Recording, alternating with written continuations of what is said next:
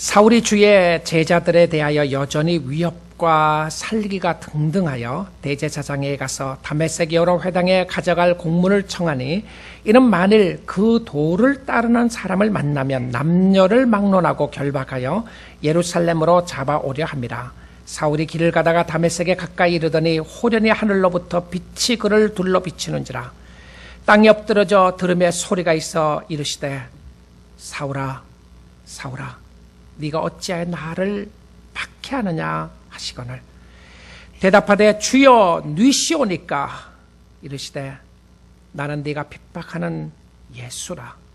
너는 일어나 시내로 들어가라. 내가 행할 것을 네게 이를 자가 있으리라 하시니 같이 가던 사람들은 소리만 듣고 아무도 보지 못하여 말을 못하고 서 있더라. 사울이 땅에서 일어나 눈을 떴으나 아무것도 보지 못하고 사람의 손에 끌려 다메섹으로 들어가서 사흘 동안 보지 못하고 먹지도 마시지도 아니하니라. 아멘. 예수님께로 모든 것을 드린 사람의 시리즈 설교를 하게 되었는데요. 구약 성경에서 6인물, 그 다음에 신약 성경에서 6인물을 택해서 말씀을 듣게 되었는데 오늘 이 시리즈 마지막 메시지가 되겠습니다. 예수께로 모든 것을 드린 사람들은 특별했던 사람들이 아니라 하나님 앞에 헌신하여 섬겼던 평범한 사람들이었습니다. 여러분, 예수께로 모든 것을 드린 사람이라고 하니까 정말 나와 상관없는 모습으로 들리지 않으십니까? 어떻게 나는 주님 앞에 시간을 드리기도 힘들고 주일날 예배에 한번 오는 것도 힘들고 어렵고 헌금 생활하는 것도 어렵고 봉사하는 것도 어려운데 어떻게 내가 예수께 모든 것을 드린다는 말이냐? 이 말은 나와 상관없는 목회자에게나 혹은 선교사에게 연관되는 말씀이라는 생각이 여러분의 심령 가운데 먼저 있지 않습니까?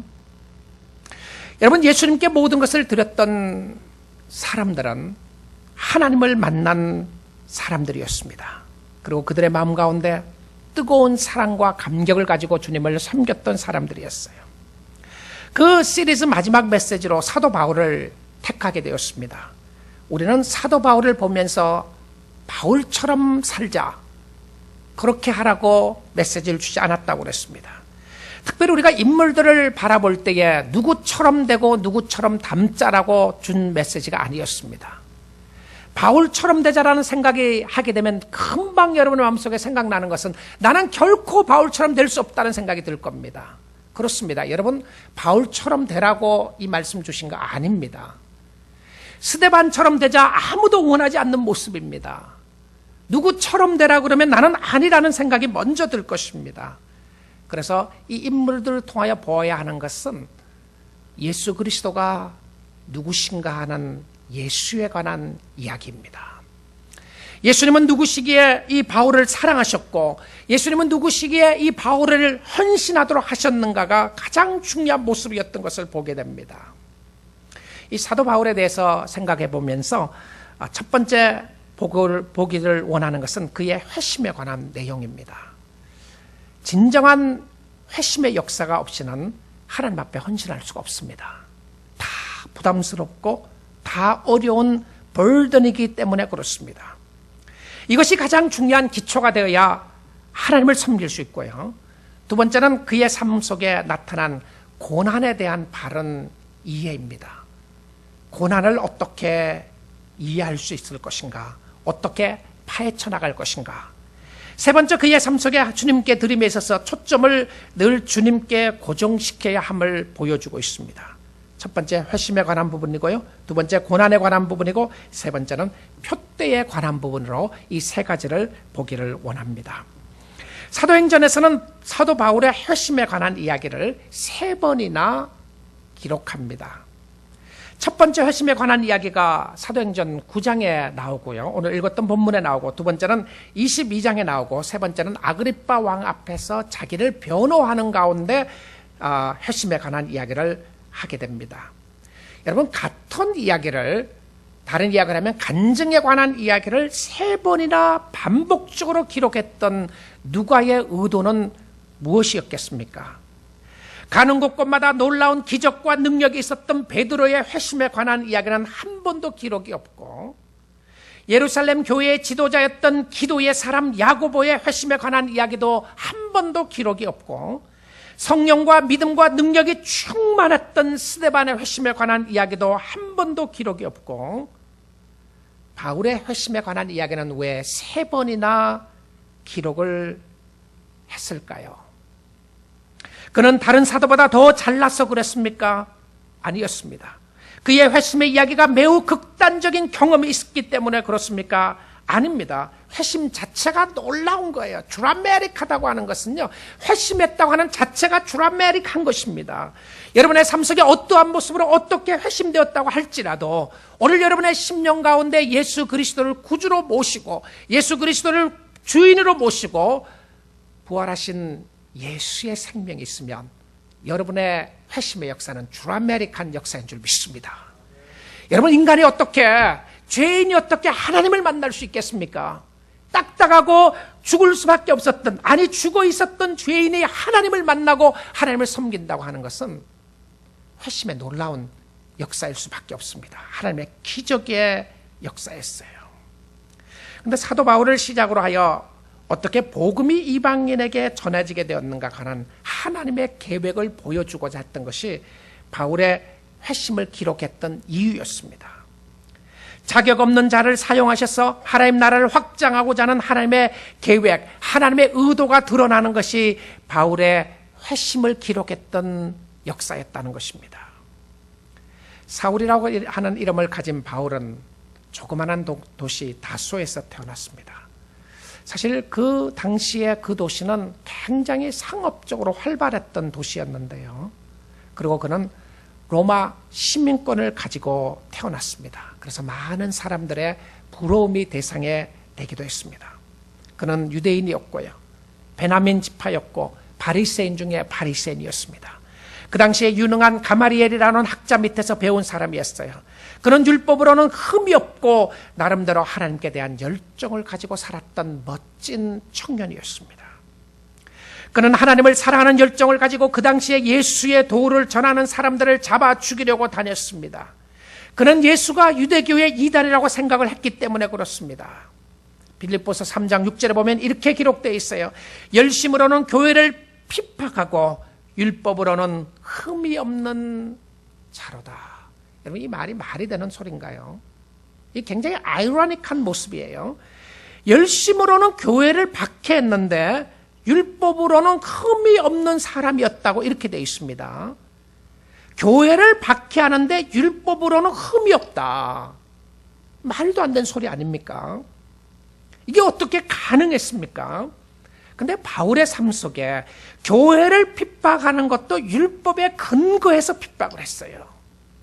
왜 그러냐면 그는 예수를 따르는 사람들, 예수 도를 믿고 따르는 사람들이 잘못된 이단에 빠져 있었다고 생각을 했습니다. 그래서 율법적으로 보게 되면 이들은 없애야 된다고 생각했던 것이었죠. 잘못된 신앙이지만 그것이 잘못된 근거 가운데 세워지게 되면 하나님을 멀리하게 되는 역사가 있는 것을 보게 됩니다. 어떤 사람은 교회에 어려움을 주면서도 불구하고 자기는 잘못한 것이 하나도 없다고 생각하는 사람들과 같은 모습이에요. 왜냐하면 율법적으로 보니까 자기는 열심으로 섬기고 열심으로 하니까 자기는 하나님 앞에 흠이 없다고 생각을 한 거였습니다. 여러분, 정말 예수를 잘 이해하지 못하면 여러분이 잘못된 열정을 가지고 교회를 섬길 수가 있어요. 교회를 핍박했는데 율법으로서는 흠이 없는 사람이었다. 이것은 자기가 하는 일은 옳다고 생각했기 때문에 그랬어요. 그래서 이렇게 되면 양심적으로 하나님 앞에 전혀 꺼리낌 없는 삶을 살아가게 됩니다. 꺼리낌이 없는 것이죠. 그래서 그는 갈라디아서 1장 13절 14절에서 이렇게 이야기합니다. 내가 이전에 유대교회에 있을 때의 행한 일을 너희가 들었거니와 하나님의 교회를 심히 박해하여 잔해하고 내가 내 동족 중 여러 영갑자보다 유대교를 지나치게 믿어 내 조상의 유전에 대하여 더욱 열심히 있었으나, 뭐라고 그래요? 하나님의 교회를 박해한 것도 유대교의 열심 중에 하나였던 것을 보게 됩니다. 그는 신앙의 열정이 율법을 지킴으로 말미암아 자신을 만만하게 했고요. 그리고 예수 없는 율법에만 충실하게 되면 자신의 의를 드러내게 되고, 그렇게 되면 반드시 이런 증상이 나타나게 됩니다. 다른 사람을 정죄하게 되고 핍박하게 되고, 그런 자신은 교만에 빠지게 됩니다. 예수 없는 섬김, 예수 없는 열정, 예수 떠난 믿음, 다 잘못된 모습으로 가기 쉬운 것을 보게 됩니다. 예수 안에서의 섬김은 나 같은 죄인 살리신 주 은혜 놀라와, 하나님의 은혜에 대한 감격과 감사가 있을 때에 하나님을 바로 섬길 수 있는 축복이 있게 되는 줄 믿습니다. 여러분, 주님을 섬김에 있어서 중요한 요소의 파운데이션이 되는, 기초가 되는 것이 무엇이었냐면 주님을 섬기는 가운데서 여러분의 삶 속에 나타나는 회심의 역사입니다. 회심의 역사예요. 이 회심의 사건을 3번이나 기록을 하면서 그의 회심을 통하여 중요하게 가르치는 것이 있었는데요. 그것이 무엇이냐면 첫 번째는 부활하신 예수 그리스도입니다. 부활하신 예수 그리스도예요. 바울이 알고 있었던 예수는 죽은 예수였습니다. 십자가에 못 박혀서 죽었고요. 그 도를 가르치는 사람들은 사이비며 이단이라고 생각을 했었어요. 근데 그가 죽었다고 생각했던 예수가 살아있다는 소식을 듣게 되고 그를 본 것이었습니다. 깜짝 놀라게 되었어요. 죽었다고 생각했던 예수가 그의 삶 가운데 다시 부활한 모습으로 나타나게 되고 다시 나타나서 그에게 역사하고 있는 것을 보게 됩니다. 이 예수를 믿는 사람들은 다 잘못된 사람들이며 죽어야 된다고 생각했던 그 사람이었는데 그의 삶 가운데 놀라운 역사들이 일어나게 되는 것을 보게 됩니다. 여러분, 이 상황 속에서 볼 수 있는 것은요, 회심의 사건에서 중요한 것은 무엇이었냐면 부활하신 예수 그리스도를 만나는 것이었습니다. 부활하신 그리스도를 만나는 것이었어요. 나의 나됨과 나를 깨닫게 해주시고 예수를 믿게 하고 작정하게 되고 예수를 섬기는 것 중요합니다. 그것과 함께 꼭 중요한 사건이 무엇이었냐면 예수를 진심으로 믿고 있느냐고 하는 사건이었습니다. 내가 부활하신 예수를 진심으로 따르고 있는 것인가? 그를 만나야 합니다. 우리의 삶 가운데 가장 중요한 요소 중에 하나가 내가 얼마나 더 헌신할 것인가, 내가 얼마나 더 드릴 것인가 라는 질문을 하기 전에 나의 삶 속에 부활하신 예수 그리스도가 나의 삶 가운데 있는 것인가, 내가 그 예수를 만나고 있는가 아닌가가 굉장히 중요했던 역사임을 보여주고 있습니다. 여러분, 부활하신 예수 그리스도를 만날 수 있기를 주님의 이름으로 축복드립니다. 그리고는 그에게 들렸던 음성이었어요.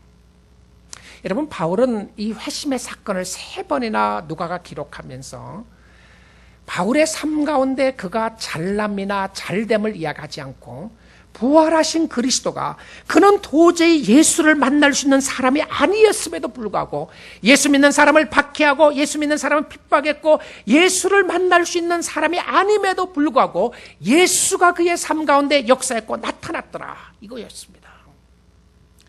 그리고는 그에게 들렸던 음성이었는데요. 사울아, 사울아, 네가 어찌하여 나를 박해하느냐? 네가 어찌하여 나를 핍박하느냐? 여러분, 사울은 예수를 핍박한 적이 한 번도 없었습니다. 예수를 박해한 적이 한 번도 없었어요. 예수 믿는 사람들을 핍박했지 예수 믿는 사람을 핍박한 적이 없었는데, 근데 여기서 볼 수 있는 것은요, 예수 믿는 사람들에게 한 것이 곧 예수에게 했다고 하는 완전히 연결시키는 것을 보게 됩니다. 여러분, 성도 입장에서 생각해 보면 이건 놀라운 것입니다. 왜 그렇죠? 내가 그리스도와 연합되어 있다고 하는 것을 잘 보여주는 것이 바울의 회심의 사건이었어요. 내가 성도들에게, 예수 믿는 사람들에게 어떻게 하느냐는 곧 예수께 하는 것과 연결되어 있었던 것을 봅니다. 내가 그들에게 잘하는 것은 소자에게 물 한 그릇 주는 것도 상을 잃지 않을 것이라고 예수님이 말씀하셨어요. 또한 내가 잘못하는 것, 소자에게 잘못하는 것, 그것조차도 예수님께 잘못하는 것임을 보여주고 있습니다. 우리가 주님을 섬기면서 여러분이 성도들을 섬기고 사랑하고 성도들에게 귀한 은혜를 베풀어 주는 것은 바로 주님께 하는 것인 줄 믿습니다. 성도들을 박해하는 것, 주님을 박해하는 것입니다. 왜냐하면 성도와 그리스도와는 연합되어 있기 때문에 그렇다는 사실입니다. 그 다음에 볼 수 있는 것은 무엇이었냐면 바울의 삶 속에 나타난 고난에 관한 이해입니다. 고난에 관한 이해. 여러분, 주님 앞에 모든 것을 드려서 주님을 섬겼던 사람들은요, 강함을 잘 관리할 때도 필요했지만 약함을 잘 관리하는 사람들이었습니다. 여러분의 삶 가운데 연약해질 때에 어떻게 마음을 잘 관리하느냐가 중요했어요. 우리가 힘들어하고 어려운 일이 있을 때 이것을 어떻게 해결하는 것인가. 특별히 어렵고 힘드는 상황 가운데 나타났던 모습이 무엇이었냐면 고난에 관한 부분이었어요. 여러분, 사도 바울은 고난에 대해서 많이 기록합니다. 그리고 그분 본인 자신도 여러 고난을 당했어요. 40에 하나 가만한 매를 몇 번이나 맞게 되고, 돌에 맞아서 죽을 뻔하게 되고, 여러 가지 그리스도 때문에 핍박당하는 어려움들이 그의 삶 가운데 있었어요. 그리고는 그런 고백을 합니다. 주님을 믿고 주님을 따르고 섬기기 위해서는 반드시 거쳐야 나가야 될 부분인데 그것이 바로 환난이요 고난이라고 그는 고백을 했어요. 그런데 그의 삶 가운데 있었던 고난 중에서 그를 괴롭게 했던 것이 하나가 있었습니다. 바로 그것은 그의 삶에 있었던 가시였습니다. 어떤 면에서는 세상적인 이런 핍박이나 박해도 힘든 것이었지만 그의 삶 가운데 있었던 그의 마음속 깊이 있었던 고뇌, 가시를 해결하기가 어려웠던 것을 보게 됩니다. 그래서 그는 이렇게 말씀 가운데 이야기합니다. 고린도후서 12장입니다. 여러 계시를 받은 것이 지극히 크므로 너무 자만하지 않게 하시려고 내 육체의 가시 곧 사단의 사자를 주셨으니 이는 나를 쳐서 너무 자만하지 않게 하려 하심이라. 이것이 내게서 떠나가기 위하여 내가 3번 죽게 간과했더니 나에게 이르시기를 내 은혜가 내게 족하도다.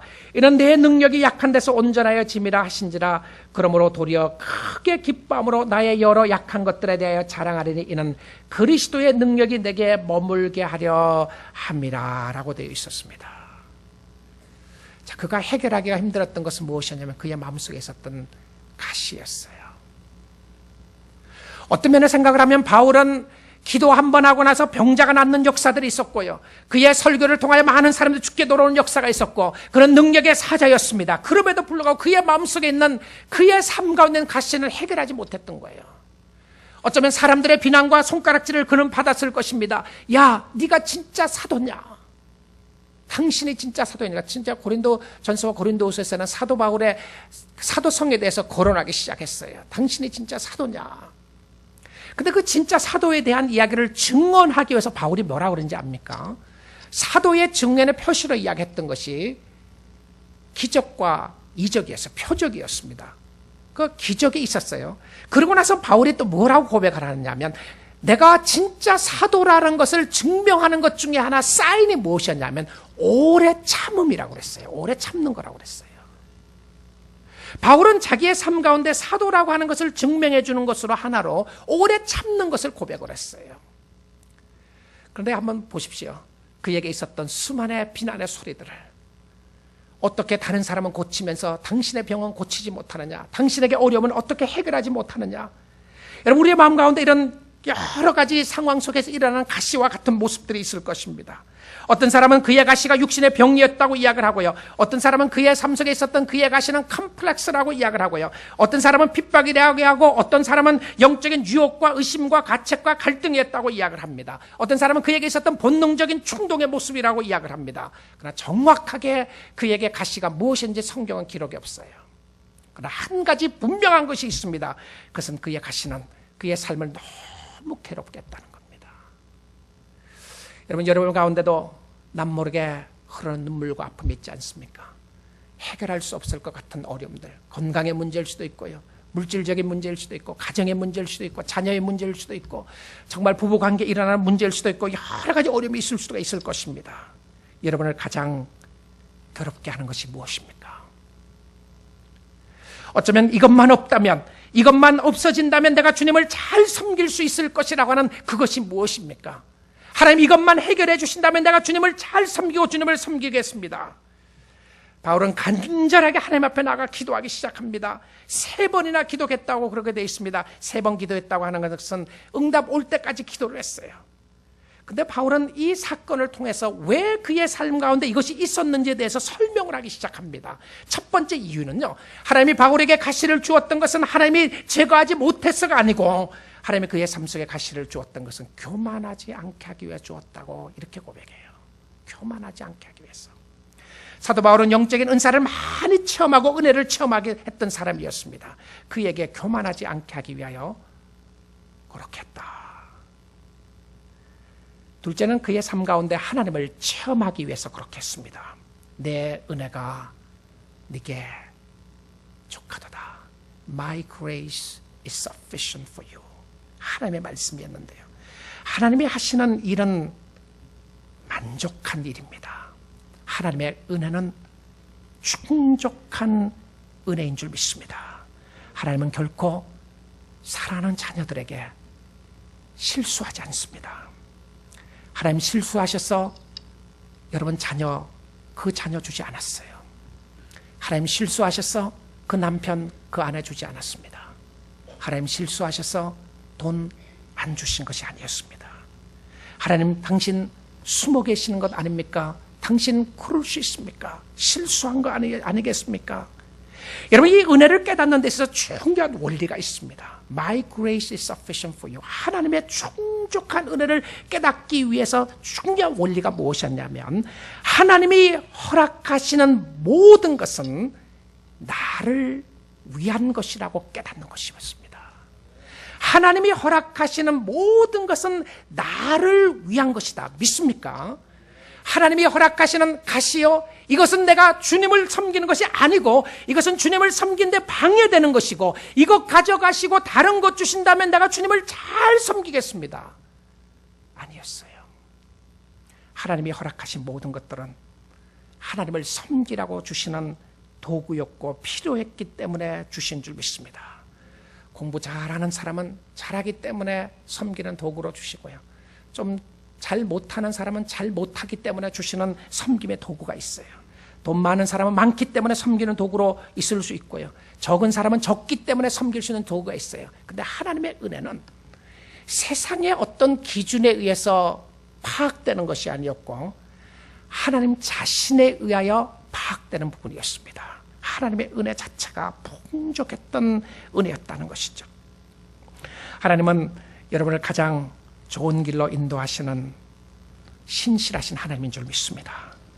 가시가 좋은 것이 아니라 좋으신 하나님이 주시는 것이기 때문에 그것도 좋은 것인 줄 믿습니다. 가시는 그의 마음을 아프게 했고 힘들게 했어요. 그럼에도 불구하고 하나님의 은혜가 그의 심령 속에 나타났을 때 놀라운 성령의 역사가 있었던 것을 보게 됩니다.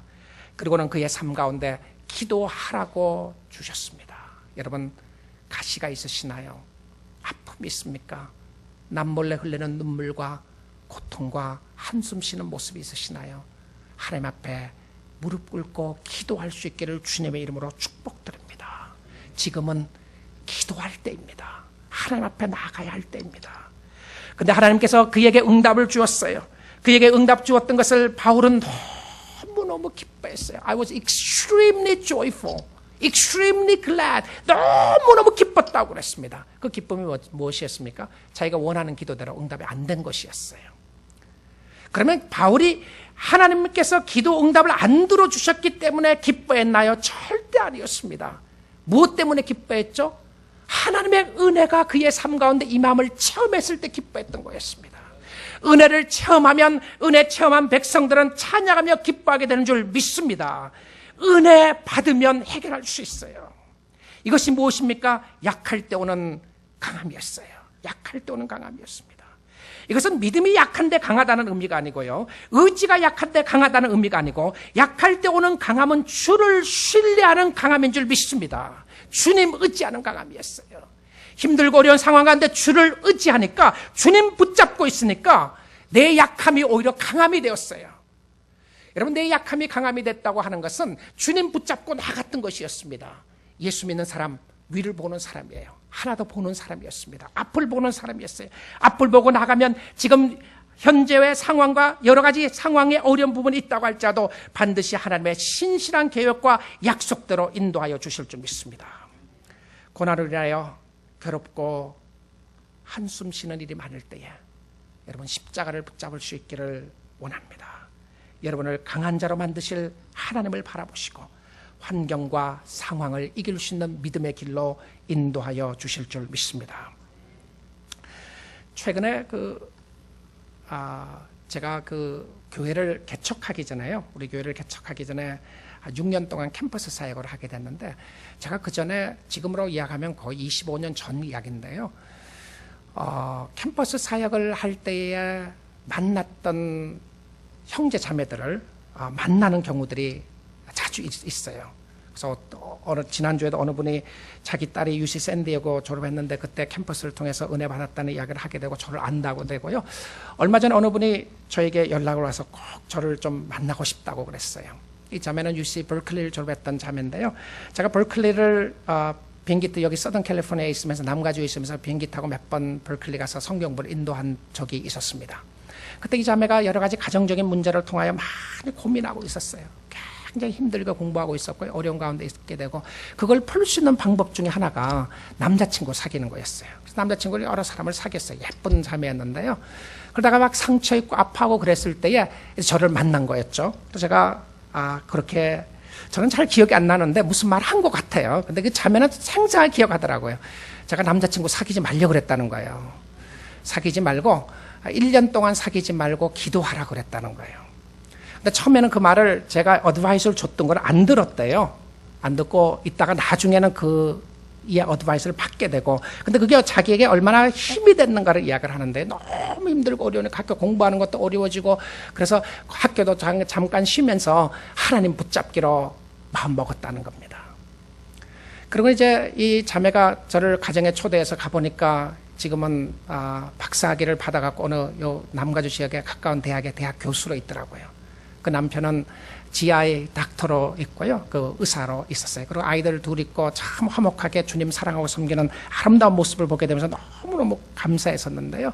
근데 이제 그 집에서 나오려고 밥 먹고 같이 교제하고 나오려고 하는데, 목사님, Pastor, there's something that I want to show you. 뭐 보여주고 싶은 것이 있다고 그래요. 그러더니 저희 아들이 박스를 하나 들고 와요. 박스를 하나 들고 와도 이게 뭐냐고 그때 한번 펴보라는 거예요. 박스를 펴봤더니 종이가 많이 이만큼 있어요. 전부 다 구약부터 신약까지 성경 쓴 거였어요. 영어로 깨알 같은 글씨로 성경을 예쁘게 썼는데 창세기부터 요한계시록까지 썼다는 거. 이거 언제 쓴 거냐 그랬더니 힘들고 어려웠을 때 기도하면서 성경을 쓰기 시작했대요. 그리고 기도하면서 이 성경 끝날 때 돼서 하나님이 나에게 좋은 남편 될 사람 만나게 해주면 좋겠다. 그래서 성경이 끝나고 나서 이 남편 될 사람 만났어요. 나중에 알고 봤더니 남편도 같은 버클리 출신이었는데요. 이 남편도 지금 현재 와이프를 사모하고 있었는데 감히 어프로치를 못했다는 거예요. 다른 남자들 주위에 많이 있어갖고요. 그러다가 결혼식에 가서 서로라는 것을 알고 이제 다시 만나고 결혼을 하게 됐는데요. 근데 하는 이야기가 자기가 힘들고 어려웠을 때에 기도하면서 말씀 보았던 것이 하나님께서 나를 축복해 주셨던 동기가 되었다. 그래서 그 성경을 보여주고 나서 지금 뭐 하고 있는지 아느냐고 그래요. 그래서 지금 뭐 하고 있냐 그랬더니 아이 둘이 있는데 이 아이 둘에게 줄 성경을 쓰고 있다고 그래요. 창세기부터 계시록까지 쓰는데, 쓰고 나서 거기에 부모로서 하고 싶은 이야기를 성경 구절을 통해서 하고 싶은 이야기를 남편은 그 카멘터리처럼 주석처럼 그걸 달아서 주겠다는 거예요. 그래서 정말 대단하다. 어떻게 그런 생각을 하고 자녀를 키우고 그런 생각으로 살아가느냐 그랬더니 바로 자기의 삶 속에 역사하셨던 하나님의 은혜였습니다. 축복이었어요. 저는 그 가정에 나오면서 얼마나 하나님 앞에 감사했는지 모릅니다. 어렵고 힘든 환경 속에서도, 절망할 수밖에 없는 상황 속에서 하나님을 신뢰하고 하나님을 바라보았던 가정에게 주어졌던 놀라운 축복의 모습을 보면서 하나님께 감사하게 되었습니다. 여러분, 때론 가시가 여러분을 절망하게 하고, 이것 때문에 내가 죽을 것 같고, 이것 때문에 나갈 수 없다고 생각하는 바로 그것 때문에 오히려 전환점으로 바뀌어지는, 죽게 가까이 가는 축복이 있기를 주님의 이름으로 축원드립니다. 주님 앞에 헌신하며 주님을 섬기고 죽게 나아갔던 사람들의 심령 속에 깨달았던 것은 변함없는 하나님의 사랑이었고 은혜였어요. 그 은혜에 감격했던 사람들이 주님을 섬겼고요. 그 은혜에 감격했던 사람들이 섬김을 기쁨으로 알았고 영광으로 알고 내가 영광스러운 하나님의 자녀가 되고 하나님을 섬길 수 있다는 것이 얼마나 큰 영광인가. 바로 사도 바울의 신앙 고백은요, 사도 바울의 회심의 역사는 하나님의 은혜에 철저하게 하나님의 은혜에 근거하는 역사였던 것을 보여주게 됩니다. 그리고는 그의 삶 속에 가시가 있었고 그의 삶 속에 아픔이 있었다고 할지라도 그가 깨달았던 하나님의 은혜 때문에 헌신할 수밖에 없었고 하나님의 은혜 때문에 죽게 나갈 수밖에 없었던 하나님의 역사하심을 보게 되었습니다. 그리고는 그의 삶을 푯대를 주님께 고정시켜 나가기 시작합니다. 빌립보서 3장에 이렇게 이야기합니다. 내가 이미 얻었다함도 아니요 온전히 이루었다함도 아니라 오직 내가 그리스도 예수께 잡힌 바 된 그것을 잡으려고 달려가노라. 형제들아 나는 아직 잡은 줄로 여기지 아니하고 오직 하늘 즉 뒤에 있는 것을 잊어버리고 앞에 있는 것을 잡으려고 푯대를 향하여 그리스도 예수 안에서 하나님이 부르신 부름의 상을 위하여 달려가노라.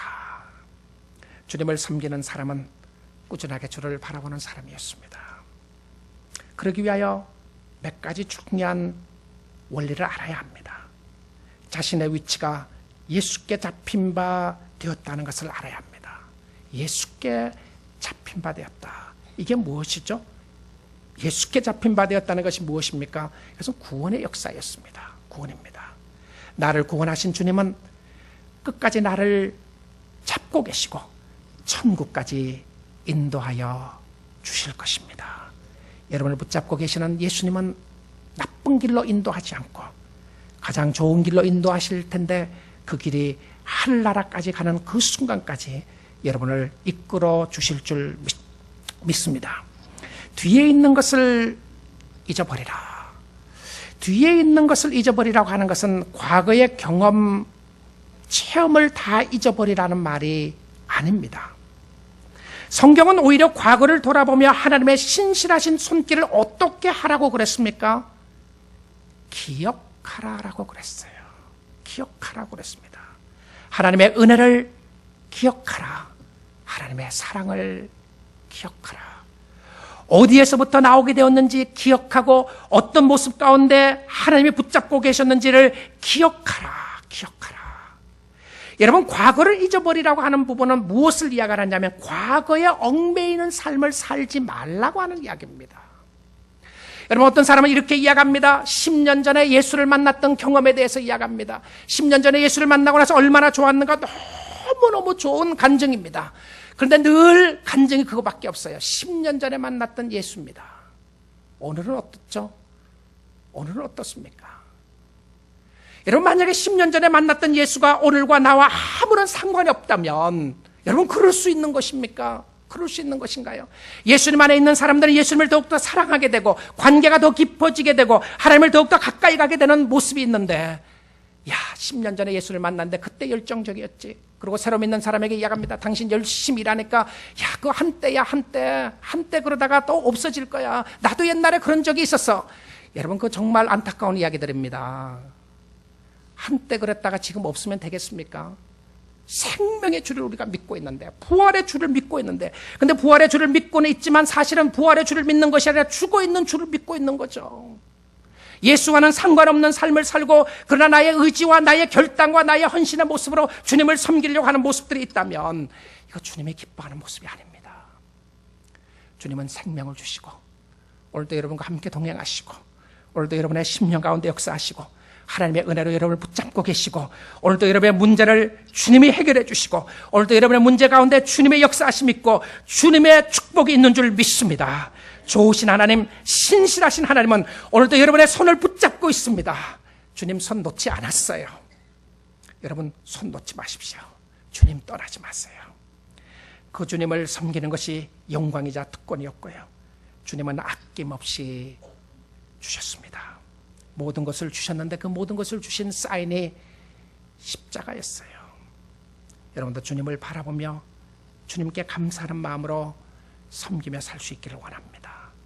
힘들고 어려워도 주님 보고 가야 하는 그 길이 축복의 길입니다. 포기하지 않고 가는 그 길이 생명의 길이었고 은혜를 깨닫고 가는 길이 우리의 살 길이었습니다. 주님은 결코 여러분을 패배자로 버려두실 아니하실 것입니다. 우리에게 승리를 주시는 하나님 계시고 그 은혜를 깨닫고 나갈 때에 내 은혜가 내게 족하도다. 이런 당신의 능력이, 하나님의 능력이 약한 데서 온전하여집니다. 오늘도 주님 의지하고 주님 바라보고 나갈 때에 주님이 주시는 놀라운 축복이 여러분의 심령 가운데 함께 할 수 있기를 주님의 이름으로 축복드립니다. 우리 같이 기도하겠습니다.